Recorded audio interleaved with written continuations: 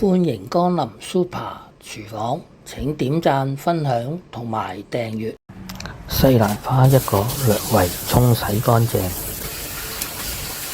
用鉸剪剪開一小朵，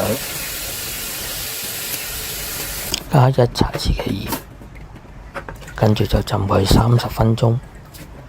清洗乾淨後，咁我哋就可以攞起啲西蘭花啦。紅蘿蔔少許切片備用。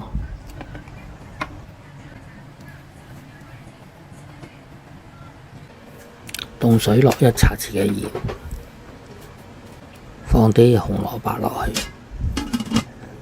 將佢煲一陣。喺呢個時候，我哋處理啲蟹味菇。今次只係用半盒蟹味菇，用刀將蟹味菇底部切去，再將蟹味菇逐條撕開，水滾啦。咁我哋就放埋啲西蘭花落去飛水大約2-3分鐘。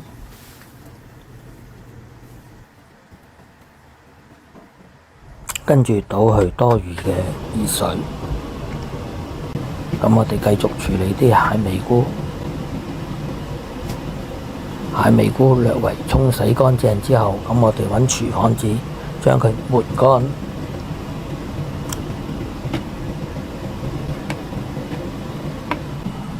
燒熱隻鑊，放啲蟹味菇落去，將佢略為清炒一陣。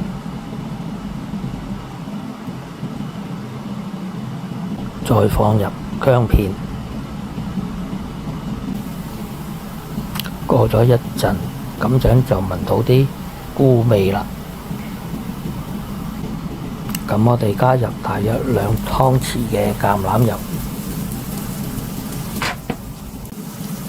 將佢炒一陣，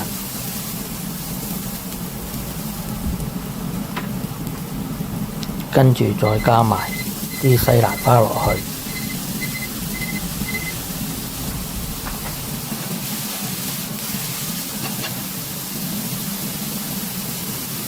加入滿水，跟住就冚蓋焗佢大約2-3分鐘。好快已經過咗2-3分鐘啦，咁我哋就打開個蓋，加入少少鹽，將佢略為炒勻。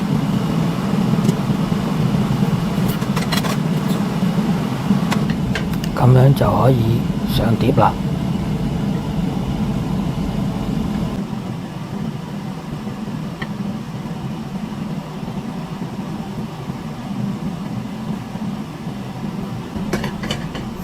蟹味菇炒西蘭花，咁樣就完成咗啦。睇完片之後，記得俾 like、分享同埋訂閱。我仲有大量嘅煮餸影片，可以登入下邊 info box 參觀。